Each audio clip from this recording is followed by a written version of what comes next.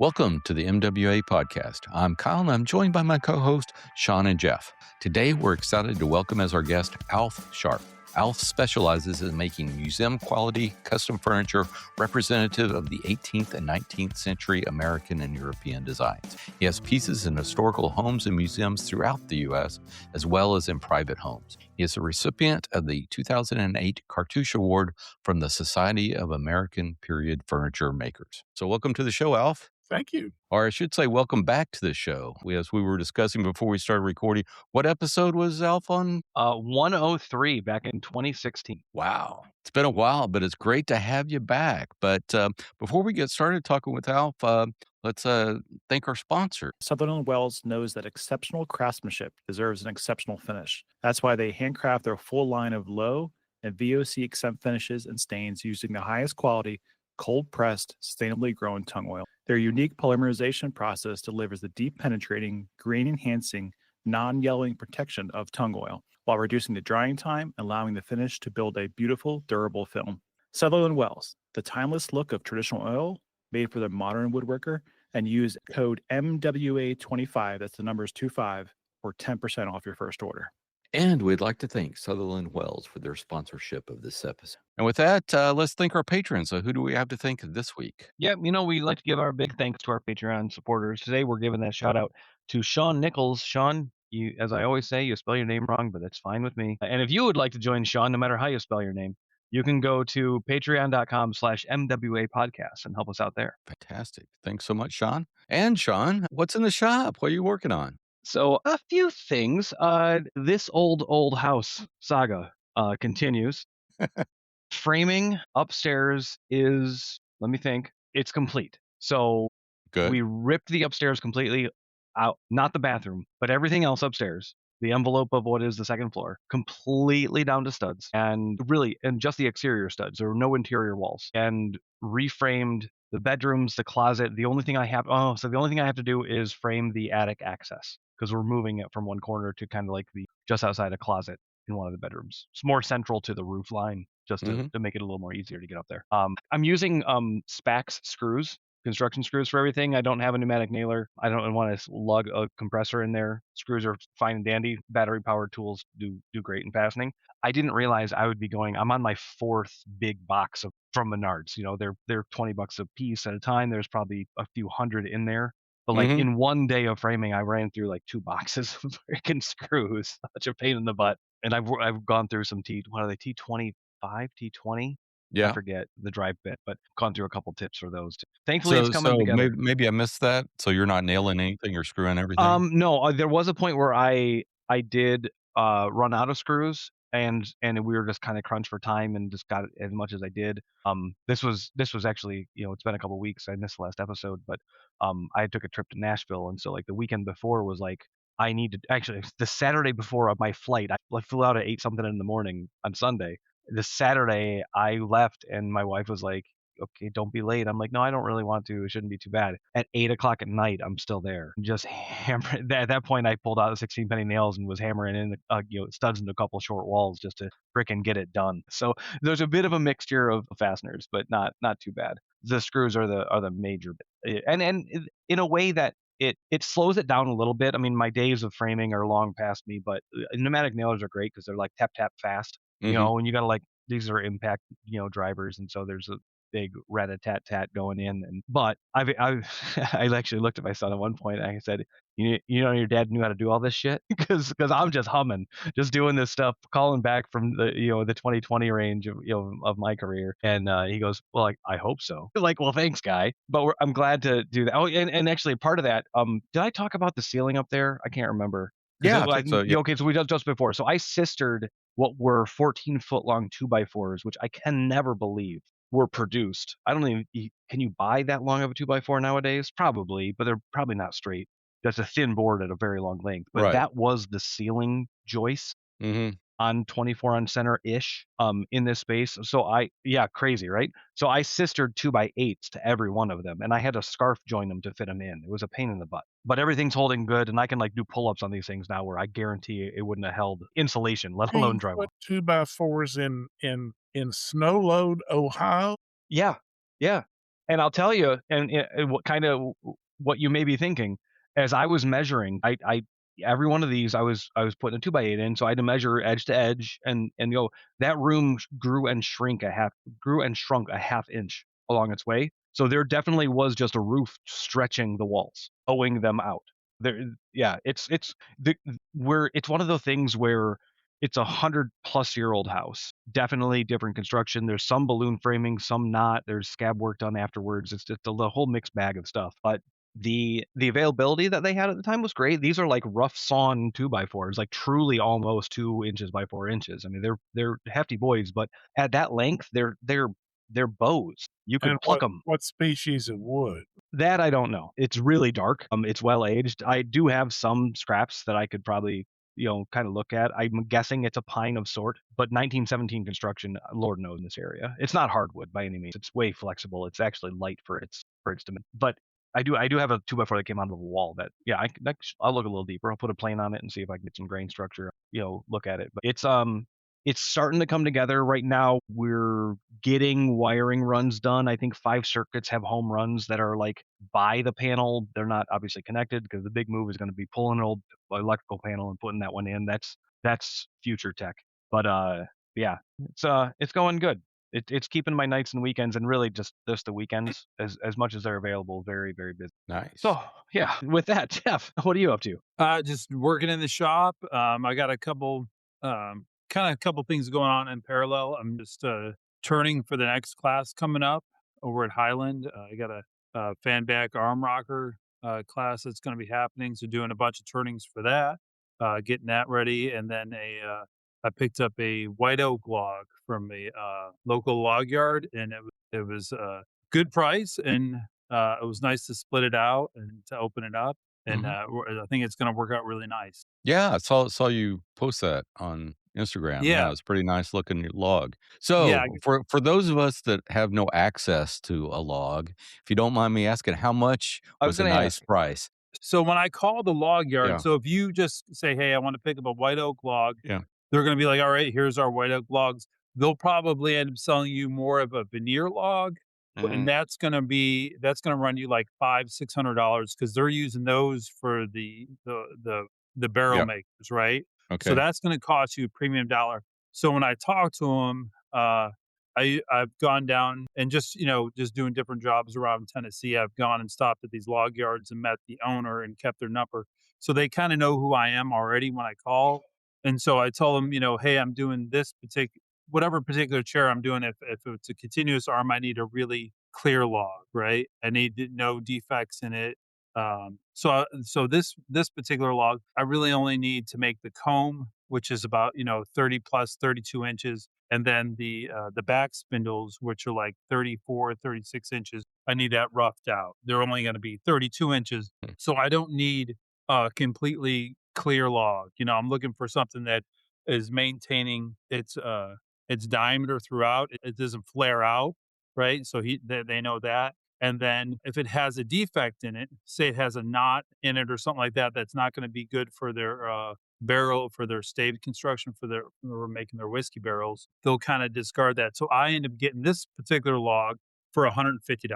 Nice. So yeah, so I'll talk to them a little bit, telling them what exactly I need. And I do like doing the fan backs more rather than say like a continuous arm or a comb back where I have to have this long arm rail to make it right. So I only need, if I pop open, once I split it open, I'll always split the log open before, so I don't make any cuts. I don't make any assumptions that like this section may be good, because once you open it, it may not be good. You may be cutting through like what was good and what was bad. So I split it, and then I can go ahead and start chunking it up to what I need to split it a little bit better. And it ended up being a good log.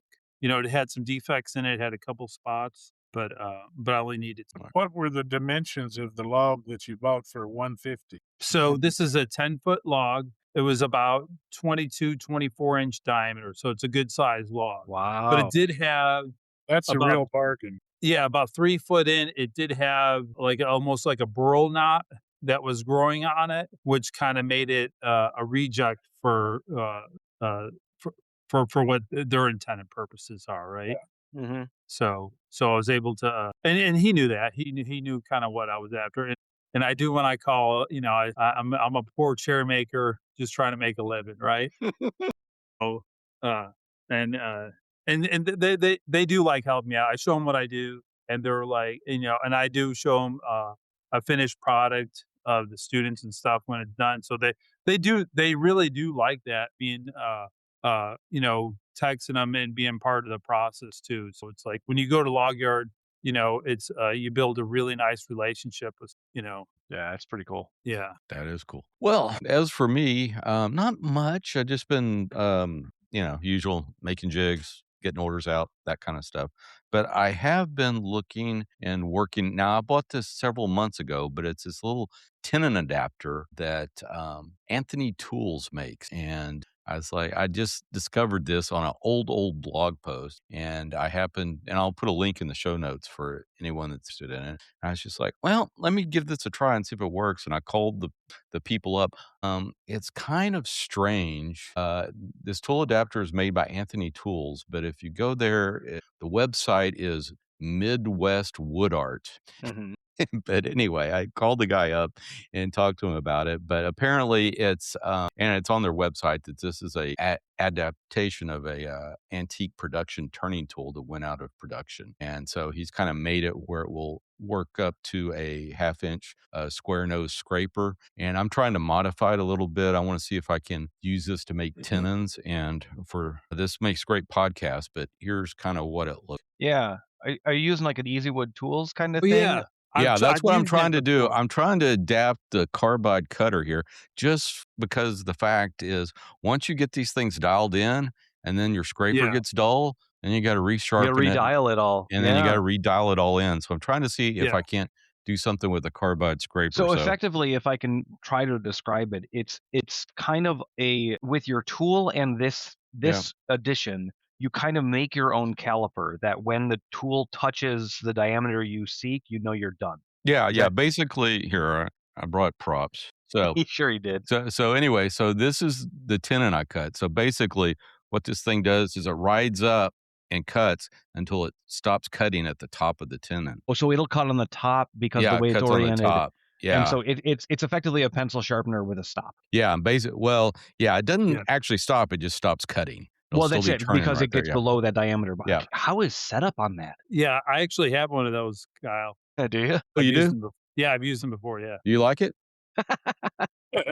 Like I said, I've just started playing around with it the last couple of days. So that it works really well, but you want to set it so whatever drill bit you're using, if you change drill bits, that diameter will change a little bit. So you want Right. to set it to that drill bit, right? Right. And then the only thing that is a killer of is vibration. So you don't have a lot of vibration at the end of your turning, Right. right?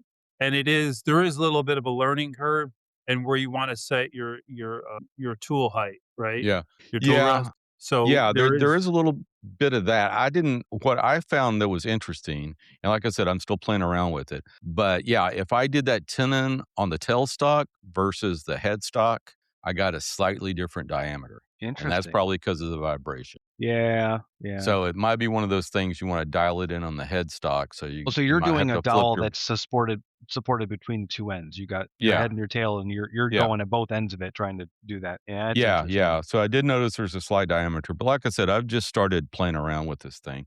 But I want to see if I can't do something where I can make some sort of jig or something where it's easy to dial the thickness part here and I'm thinking about something that has a screw that can you can move it just a little bit or back it off a little bit, something kind of micro adjustment. Yeah, exactly. So is the idea, Jeff, when you said like where you're setting your tool rest, is the idea that the bend is setting on the rest so that because you change the geometry, if you would drop your tool handle to raise the tool point up, that would effectively make this thing change its thing. It's almost like you have to be parallel to the parallel to the ground in this operation and at the top of the. I mean, I'm sorry. There's a lot of geometry going on in that in order to make it work right. Well, the main thing that is kind of the biggest drawback on it is like if you had that micro adjust where that stop comes into play. So I would just put a block of wood in, put a clamp on there, and then was able to just marked it where I got a good spot on registered. Took the tool out, and then you have to sharpen it, and then you have to reset it. Yeah. So The setting. like, Yeah. Yeah. I wonder if Yeah. you can do something like those wood blocks for chisel and plane blade sharpening with angles. If you could get like a reference somehow built that you could just say, this is on there, projects this far, this is correct.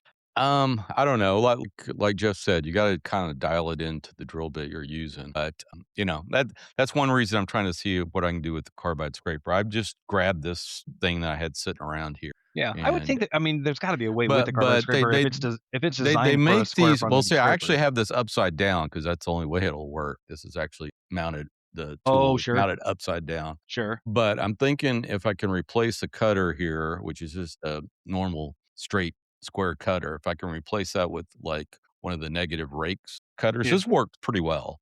But Yeah. a negative rake might work a little better. Yeah.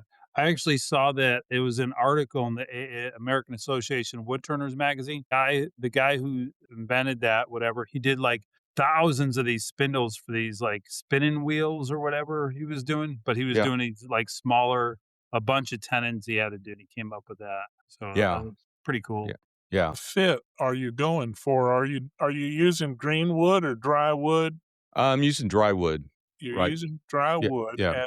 And are you going for a fit that you have to drive together or one that you can put together with like an old guy once told me that you have to hit it with your old felt hat to make it go in. No, some a little bit more tighter than that. Okay. Yeah. Typical Windsor chair joint type thing.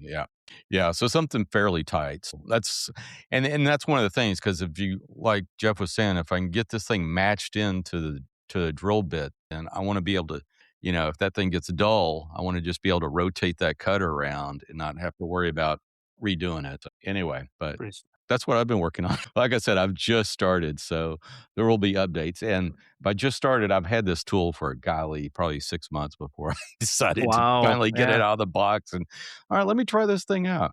But anyway, I'll put a link in the show notes. And I think when I bought it, it was dirt cheap. It was like $25, $35, something like, plus shipping. So it wasn't very expensive at all. Sure, I'll take two.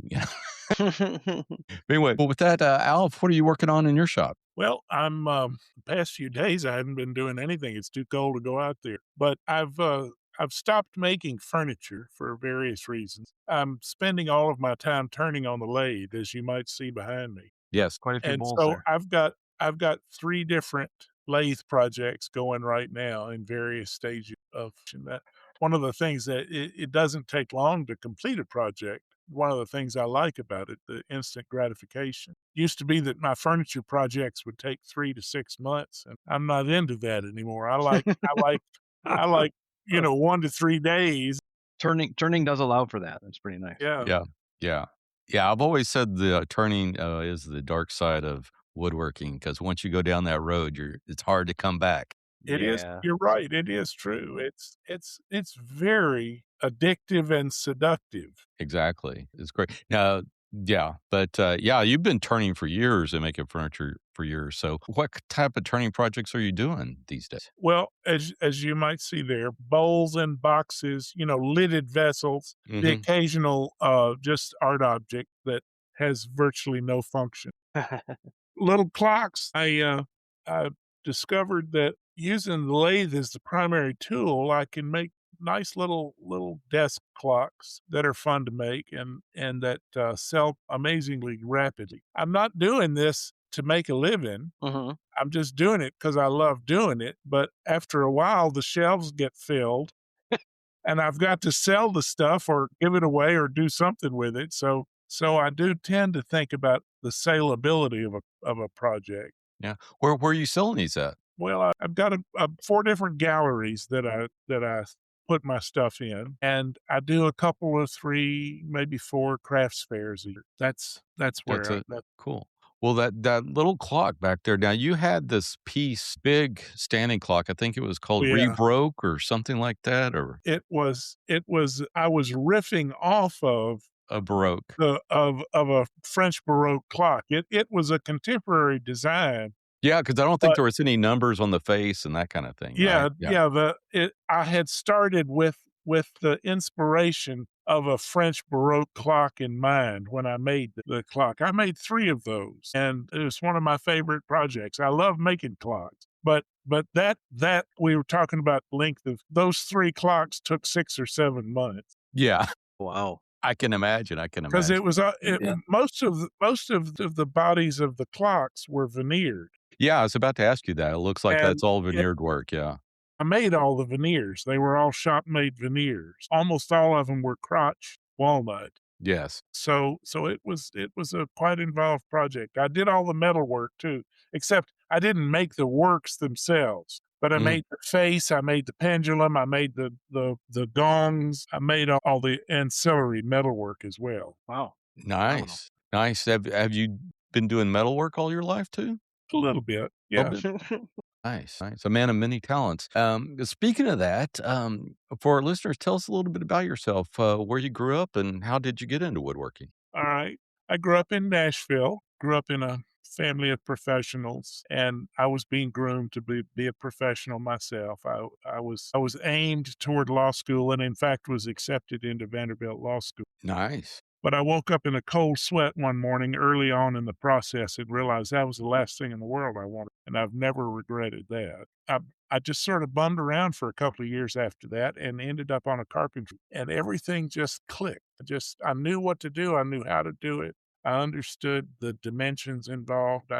And before long, I was doing the interior trim and built-in cabinets and bookshelves. And at that point, I started to look at furniture differently. How'd they do that? Mhm. And so I set about to learn how to do that. It was before the days of anything like fine woodworking, or there was the North Bennett Street School, but I didn't know about it. So I mean, there were no woodworking schools that I knew of. So I just had to read and haunt the shops of old guys and pick their brains and just make mistakes. So But I you, did it. I had a knack for it, so yeah, it came easily. yeah. So basically you're pretty much self-taught then. Yeah, yeah, as much as anybody can claim that, because like I say, you read books, you ask people questions, but yeah, I never went to school or worked with anybody else. And what did your family think about your decision to? But once you made them one of those clocks, Well, that's right. At one point, I remember taking my parents a big walnut secretary that I made that they weren't expecting, and Oh, installed it in their house, and that was a pretty big turning point. I can I imagine. can imagine. That is cool. Well, so with that, I think you got involved in doing kitchen cabinets and stuff like that, and Just a little bit, yeah, very early on. I did a few sets of kitchen cabinets. I hmm, didn't want to be a kitchen cabinet maker. I wanted to be a furniture. right. But when you're just starting out, you take whatever job you can get. I mean, one time I made a playground slide for a local community playground. Oh my gosh. Just anything to keep the doors open in the shop. What Hmm. did you make that slide out of? Well, I made it out of white oak and a big strip of stainless steel. Uh-huh. I didn't get it exactly right. I thought I would give the kids a big thrill and give them a real launch at the bottom, but it turned out that I made the ramp back up too sharp, and they would slide down and hit that and stop. Oh, I was thinking you were launching them into the stratosphere. Well, that was my idea to launch them a little bit, but That's fun. Yeah, stainless. I mean, I there were some metal slides in my childhood that in the summer were like you could cook on them. yeah. That's also an issue, but the lip up at the bottom would be fun. Yeah. That is hilarious. With that, what led you to your interest in 18th and 19th century furniture? Well, that's a good question. When I started, I imagined myself as a contemporary furniture, but it became fairly clear to me pretty quickly that I had a family, and so I needed to actually make a living doing this. It became apparent that in order to make a living at fine woodwork in the Mid South in the 70s, you needed to make traditional. And so I set about to learn about traditional furniture. And in doing so, I fell in love with it too. I came to really respect and appreciate the incredible level of attainment that the 16th through the 19th century makers had attained using just hand tools and steels that weren't as sophisticated as what we have today. But I never lost my love for contemporary work. I'm a little schizophrenic that way. I still love contemporary furniture and have really enjoyed every opportunity I've gotten to make something more contemporary in style. But I made my reputation off of traditional. Yeah, I think we were talking before we started that you've done a number of demonstrations on ball and claw foots and Yeah, things of that nature in classes and stuff like lots of that. I tried to count it up one time. I think I've carved at least 600 ball and claw feet for projects over the years.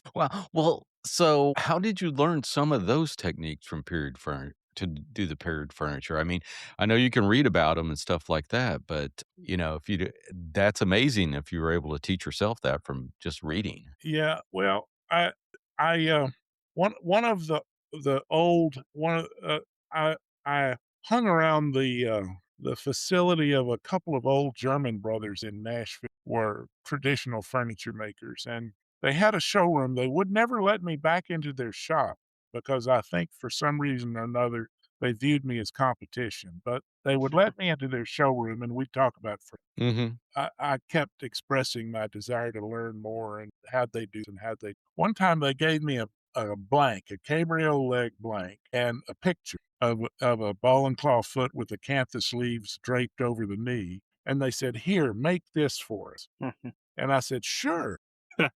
And I went home and ordered a set of chisels Like you do, yeah. and got a couple of books and started in on it. And I was actually fairly proud of what I'd made. I look back on it and realize how imperfect it was. But at the time, I still, Mhm. for a first effort with no instruction, it was. But anyway, I took it back to him, and one of the old brothers looked at it and he said, not enough chisel, and just laid it down on the bench. But that was my introduction to carving ball and claw feet. The secret is not so. I mean, the techniques. This is why I don't really understand where this comes from, but the techniques were always easy for me to learn. They made sense. The way wood works, the grain of the wood, the way a sharp tool interacts with, just always made sense to me. What I really needed to learn was what a good example of a ball and claw looks like and what the regional differences between ball and claw, between New York, Rhode Island, Boston, Philadelphia. And that's where you have to find a mentor who may not know how to do it, but knows the style. Mhm. So I ended up also seeking out a bunch of antiques dealers and collectors, and I learned a lot from them as well Well, that makes sense, yeah. about what really looked good. One time I took a chair that I had made very early on, a fairly sophisticated Chippendale chair. I took it to one of my mentors who was really knowledgeable, and he said, "Alf, either that's a very poor reproduction of a very good chair or a very good reproduction of a very poor chair." And he was pretty much right on both accounts. But he said you need to read these books, and he gave me a list of books, and he said pay attention to the detail pictures as to what you're looking for, what looks good, what proportions look good, what proportions don't look.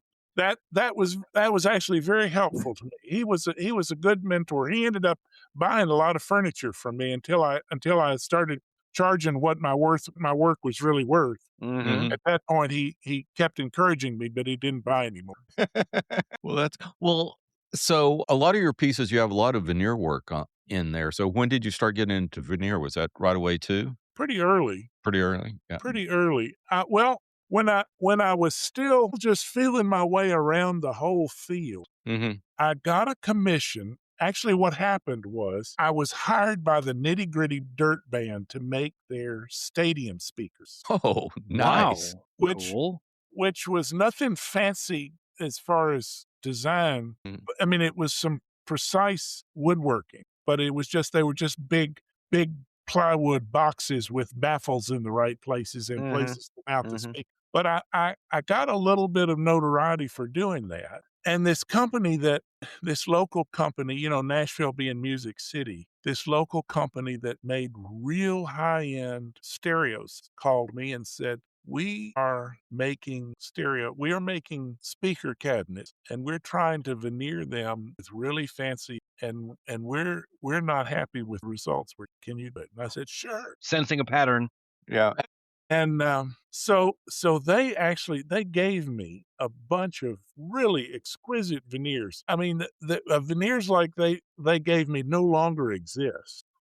Oh, that's wild. Big, huge sheets of walnut burl and Carpathian elm burl, and these speakers were about 2.5 feet tall and a foot thick and and 1.5 feet wide.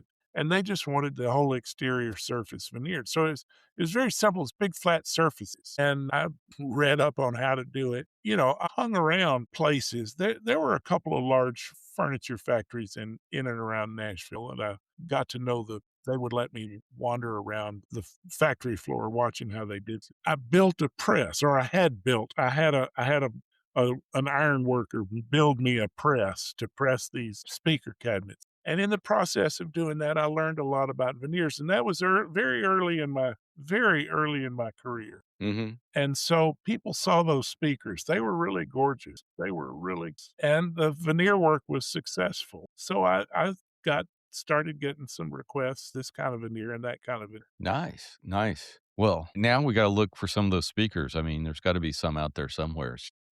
Original Alf Original. work. That is so cool. Now, over the years, you primarily did a lot of commission work, Right. if that serves me. So how did that work for you as far as commission? You got some notoriety. Did you have to pound the pavement, or were people more or less coming to you for some of that? No, I had to pound the pavement at first. In fact, I got so discouraged at one point that I took on some really high production work, a very, very rudimentary high production. And because I just wasn't getting steady commission, I needed to keep my shop going. And one thing led to another. First, I bought a specific piece of equipment for this rudimentary work. It was what's called a straight line rip saw. Okay. Yeah. I bought that, and then I discovered I wasn't using it enough to really justify the payment on it. So I took more work for it and started doing butcher blocks. And then the requirements the other requirements to feed that saw enough material required more equipment. Before long, or to make a very long story short, I ended up with a 15,000 square foot shop and 25 employees. Wow. Whoa. Maybe too much glossing there. That's a lot. And I was miserable because I was just behind a desk again on the phone all day long. And the worst part about it was that some of my work had started to get attention, and I was getting requests for commissions that were really worthwhile, that were really remunerative and challenging, and I could barely find the time to do them. So I sold that sucker the first chance I got, and determined to never have more than 2 employees again. Oh, yeah. Which I've been successful at doing. Makes the paybook a little simpler. Yeah.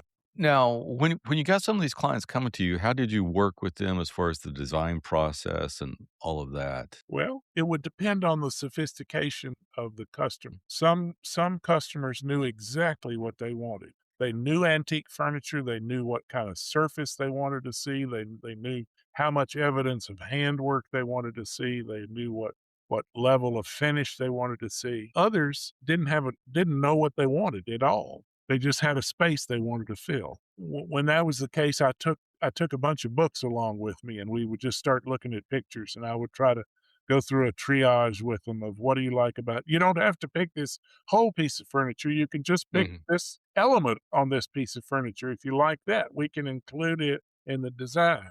A lot of customers, one of the things that I did that I probably did as much of as anything else, or maybe more than anything else, was to reproduce chairs. A customer would buy 1 or 2 or 4 chairs in an antique shop, but they'd want 12.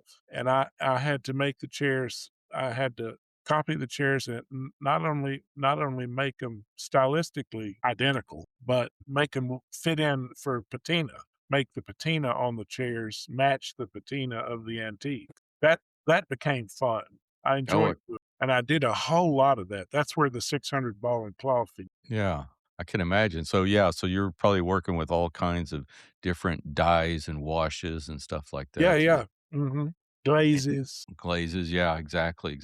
Now, did you have any difficulty like matching the wood species and stuff like that? Yes and no. I would go to some lengths to match the wood species. One that was really nearly impossible to match 100% was Cuban mahogany, Right.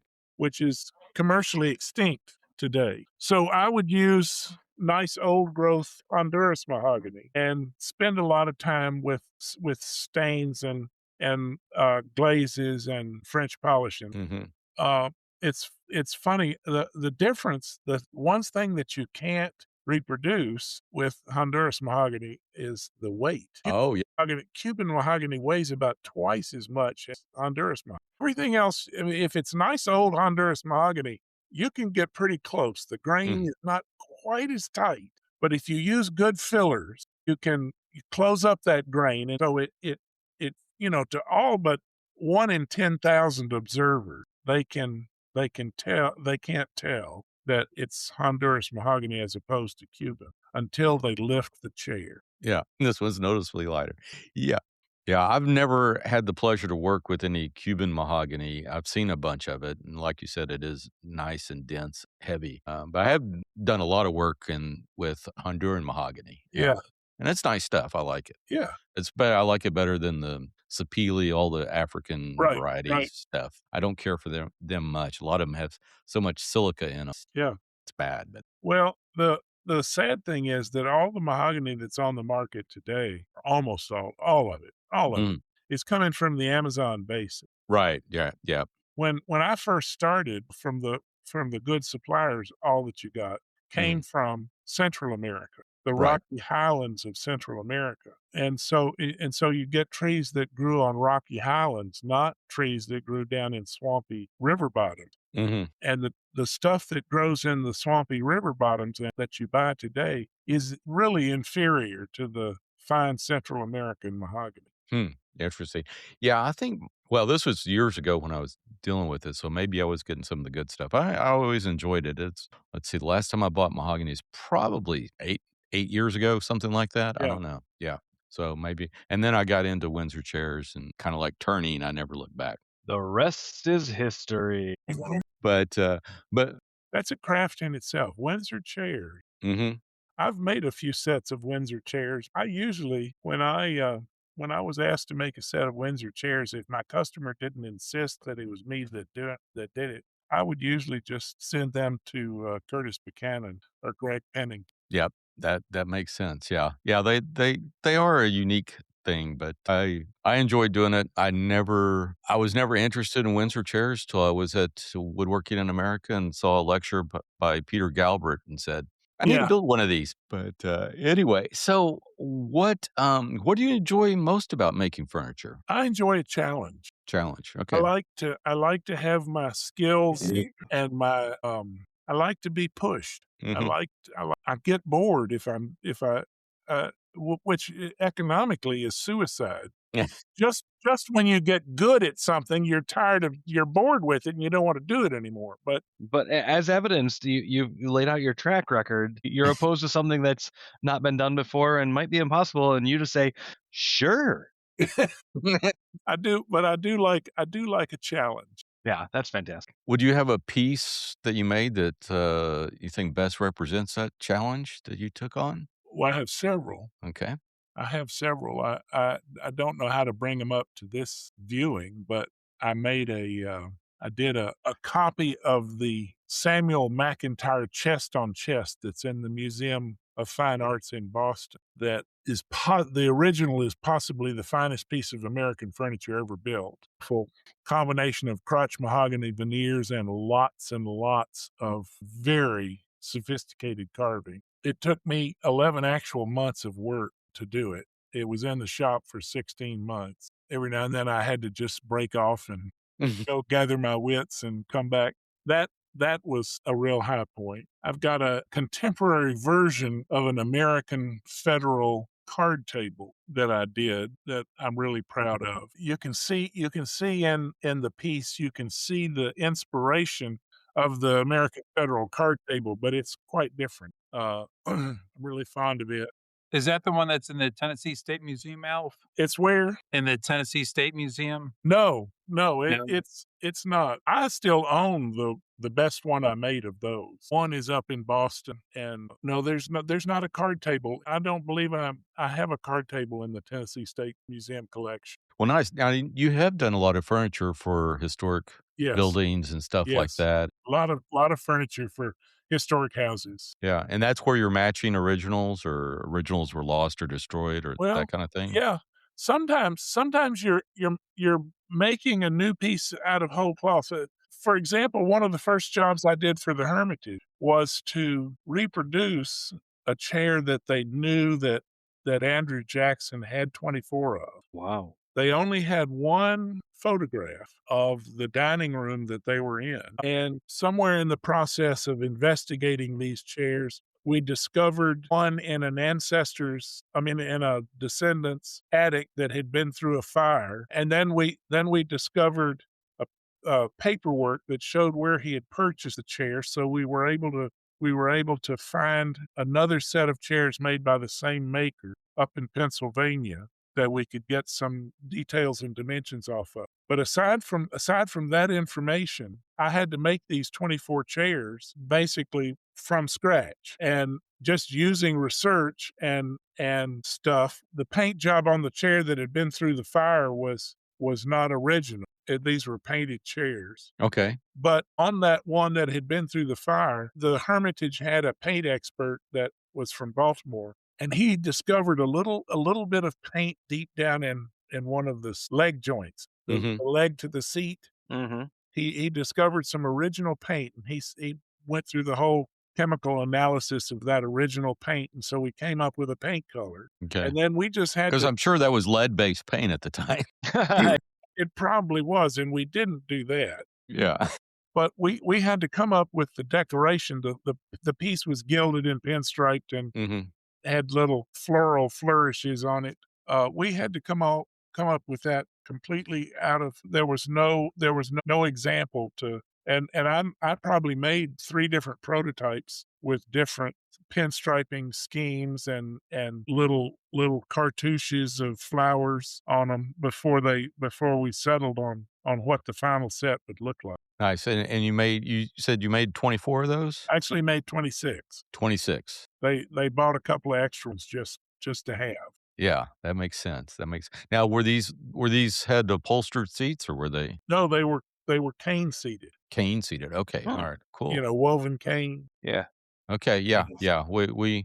We know some folks that do that. Silver River Chairs folks. Mhm. Yeah. So that is cool. That is outstanding. Wow. So with that, so you have examples that are in museums. You have examples that are in these historic homes, as well as other places, your clients and stuff like that. With all that, where you're making all those in your workshop there in Tennessee. So Right next to my house. right next to your house. I've got about 1,200 square feet. Okay, Wow, that's nice size. That's Good my job. house. Oh, it feels awful small to me now. Let me Oh, tell I you. bet. Yeah, you feel. I've got 50 years worth of wood samples. Huh? Well, that was my next question. So how long have you been working out of that particular shop? So 50 years, huh? Well, no, yeah, I built the shop in 81, Okay. so that's 40 years. Anyway. Just shy of 50. Yeah. 45 years. Yeah. Yeah. So nice. So, so what type of equipment? Now, I know you do a lot of hand tools, but you have a lot of I machinery do. too. Yeah. But I'm an equal opportunity tool user. One of the first job I ever did for the Hermitage, they said, "Now we want this done entirely by hand, no power tools involved." And I said, "Well, can I use my electric lights?" Which is more important question than you might imagine, if you think about it. Yeah. But they said, "Yeah." So I made it. It was a mantelpiece, and I made it for them. And it, to make a long story short, they asked me to make another one. And I mean, this one was very popular, and it ended up in the museum rather than in the historical house. They have a museum separate from the house. Okay. And so they asked me to make another one, and I said, all hand tools? And they said, well, because the one all hand tools was expensive. Yeah. Oh, time-wise, I mean... Well, it's expensive for them because he's charging his time. You're well, charging no, your yeah, out. that's it. I mean, it's just a lot of time. Yeah. So they said, how much would it, is there any compromise you can make? And I said, sure. Of course. There are all sorts of things I can do with power tools, just so long as the final surfaces are all hand wrought. You know, I mean, I take a piece of 8-quarter lumber down to 1 3/4. If I can do everything but the last 1/16 of an inch with a power planer, you know, you've saved a lot of time and money and aggravation. And if I don't have to chop the mortises by hand, you know, then so anyway, it was going to cost them a good deal less. They said, okay, do. Yeah. I'm happy to use power tools where they don't compromise the work. Sure, of course. I've got a lot of nice tools now, because about 15 years ago, I met the director of Powermatic. Maybe it's 20 years ago now. In any case, it was a while back. Mm-hmm. And we were talking, and I showed him a picture of my shop, and he said, that's exactly what I want our advertisements to look like. I want to see our tools in a shop with real dust and real work going on in them. I don't want these antiseptic pictures. And he said, how about if we use your shop and feature your shop in some of our advertisements? And I said, sure. He came and he said, he looked around and he called all the different kind of tools I had. He called them contraband, because I had, you know, a clawsing table saw and but he said, well, I mean, and then when they were finished, he said, you just keep these. right time, man. Right time, right place. Nice. That's phenomenal. So I've got a nice Powermatic lathe and a Powermatic table saw and a edge sander and a 15-inch bandsaw and a big industrial drill press. I still have an old-fashioned mortising tool, mortiser. That, you know, their little mortising machine is okay, but this thing is a big factory mortiser, Right? with a foot pedal that drops the, you know, it's okay. Yeah. Yeah. And you know, the table rolls and so I still have it. I've got a 36-inch bandsaw that was made in the late 1890s. Wow. Oh, yeah. wow. That I rehabbed and it's a wonderful resaw and I've got an old. So is that one of those bandsaws where you turn it off, you got to wait about 10 minutes before it finally stops? It takes a long time. And Those to are turn fun. it on, I have to spin the wheel. It takes so much torque to turn it on. I have to spin the wheels a little bit before I hit the switch. Oh, wow. It's a built-in flywheel then. Yeah, I mean, exactly. that's what keeps it going. I have an old, about a 1955 Powermatic 20-inch planer that I converted over to helical head about 15, 20 years ago. Yeah. It's a monster. It's a great machine. Yeah, they call those, what are they, airplane hangers? Big old... You're talking about the aircraft carrier Or type. aircraft carriers. Joiners. That's it. Yeah, that's what I'm thinking Joiners, of. yeah. And just, you got a 20-inch width on that. That's No, something fierce. this is a planer, not a Oh, joiner. not a joiner. Not a Okay. I joiner. have You're a right. 12-inch. I have a 12-inch Powermatic joiner, Okay. but this is a 20-inch planer. Yeah, that's Nice. phenomenal. And I mean that pretty well. I've got a nice. Now, what are your hand tools? What do you have a name preference? it. You know, are you buying new, or are you buying old stuff, or combination of both? Yeah. Both. I've probably got 100 molding planes. Wood bodied? All wood of them bodied? old. Yeah. Wooden bodied molding planes. Yeah. I've got several of those Stanley 45s and 55s. Are you using them, or are they for display purpose? Are they for sale? That's a No, he didn't ask that. That's a very honest question. I use of the 100 molding planes, I have probably used 15 or 20 of them, and I have 3 or 4 that I use all the time. Yeah. Actually the Stanley 5s and 55s, I'm not as fond of because they were really made to work with softwoods, with conifers. They have low angle of attack for the blade, and hardwoods want a higher angle of attack. Mm-hmm. And so the Stanley tools, they're pretty much for just. I've just run across them at such good prices over the years that I had to buy them. Yeah. Somebody came into my shop and wrote an article about the shop one time, and he included it in the article. He said, "And there are chisels everywhere. So many chisels," he said. Well, that old German guy, he said you didn't have enough chisels. Yeah, right. Yeah. Right.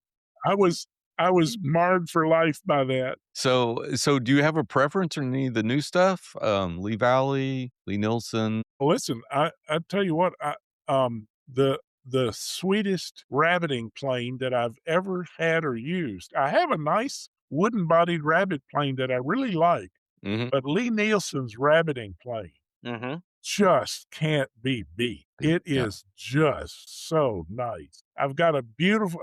Did I say it's Lee Valley? The rabbiting plane is Lee Valley. I've got a Lee Nielsen low-angle jack plane. Yes. Another fantastic tool. I've got 3 different blades for it. I've got a 90-degree blade, a 50-degree blade, and a 35-degree. And depending on which one you put in there, you can just do almost anything you want to do. Right. It's bevel up, so you don't have a check breaker. Mm-hmm. Lovely tool, wonderful. Yeah. I think that one gets the most love for the bevel up stuff that I've heard is the Lee Nielsen. Yeah. That is well. Before we let you go, tell us a little bit about your pursuits outside of woodworking. What do you like to do? Well, for many years as a hobby, I restored vintage sports cars. Okay, I was hoping we were going to get into this. I saw that a little bit on your bio. Yeah, mostly British cars, although I had an Alfa Romeo. I had 2 Alfa Romeos, a Fiat, and a Porsche. Mm-hmm. But I've had Austin Healey's, MGBs, Triumphs, too many to count, and Jaguars. Yeah. And I've done everything from, just a quick restoration to a body off nut and bolt restoration. Nice. To various cars. That's nice. So do you have a separate shop for that? Yep. Yeah. Of course. That is so what do you have in your collection right now? Nothing. Oh. Well, I do have one MGB that I haven't finished and probably won't. I now have 2 artificial knees and an artificial hip. Okay. Wow. And I can't get down on the ground anymore. Yeah. And when you're working on a car, you have to get down on the ground. I can't invert myself and get up underneath the dashboard anymore. Mm-hmm. And you have to do that a lot too. And I just can't do it anymore. And so I don't. Yeah, I understand that. Yeah. There's a few months ago, I had to replace a fan switch up under the dashboard of my truck. Yeah. And I swear my back was killing me for 3 days afterwards. Yeah. So I'm just not used to do that. When I was a young kid, I was really into car stereos, and I worked for a car stereo place. And I used to put myself in all sorts of me too. Weird stuff underneath dashes and trunks and all that kind of stuff. And I can't do that anymore. Well, anyway, cool. Well, so Alf, where can folks find you on the internet? My website is simple. It's alfredsharp.com. Okay. There's no E on Sharp. It's alfredsharp.com. Okay. And I do Facebook. Okay. My email is on my website. My telephone number too. I'm available. Old school.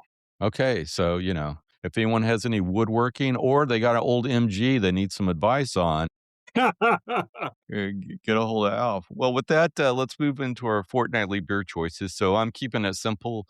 Tonight I'm just drinking the house beer Guinness. So, Jeff, what do you have to recommend? Well, I got some real unsweet tea. So, nice. Well done, sir. Well done. Yep. Good road beer. How about you, Sean? I'm like Kyle, house beer. It's Miller Lite for me tonight. Alf, what are you sipping on there, bud? I had forgot we were doing this. I don't have one here with me, but I like IPAs. Mm-hmm. Uh-huh. And my favorite, I think, is Elysian Space Dust. Yes, I've had that. Yes. It's a high ABV IPA, just really mellow, really just lovely stuff. And for the longest time, I could only get it at bars on draft, which is my preference for draft. But lately, I've been finding it in my local grocery store. Oh yeah, I don't know a grocery bottles. store, but I know liquor store. I think I can In find bottles, that. yeah. Yeah. Nice. Yes. I was saying, Yes. I've seen that. I'm gonna have to pick that up. Yeah. That's cool. Yeah. I will say, Alf, I was down. Like I said, I was down in Nashville the beginning of January, and other than Post Malone's bar, I was rather impressed with the variety available. I went to a Predators game, and I went into a couple other the honky tonks around the streets there, and it was it wasn't the standard collection of somewhat North American standard beers. It was a mix of here, a mix of that. It was kind of nice.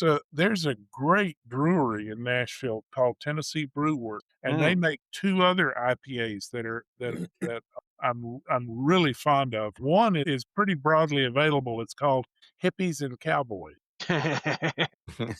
and the other one is not so available. It's called 1927. And every now and then I'll see it offered at a brew pub, but mostly you have to go to their Tennessee Brew Works. Their has place. a pub, Yeah.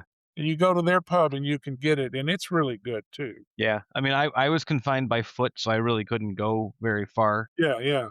I was at the Four Seasons downtown, and I got up as much. I realized late that. Oh, you were just at the Four Seasons downtown. Yeah, it's whatever. My company paid for it. It's not me. It's them. It's fine. But I actually went and got my hair cut on the Monday that I was there, and I went to this cool place that used to be a bank converted into a thing on like 4th or 5th Street. I can't remember. Merchant. It was Collins and Company. Oh. No, that's not the one I'm thinking of. Yeah, I mean, I kind of found them online and just kind of booked it and went. But I realized after the fact that I was like 3 blocks from the state capitol, and I should have, just because I've never seen Tennessee State Capitol. It'd be kind of cool to see. I did a bunch of work in the Tennessee State Capitol too. Did you? Yeah, a bunch of. I made a big set of chairs for them, some benches. It reconstructed the Senate podium. My gosh. And and the Supreme Court justices' chairs, which were these incredible Rococo revival monstrosities. Sure. Oh my gosh, phenomenal. Oh man, that is phenomenal. Okay, we need to have Alf on more often. Just to. I know.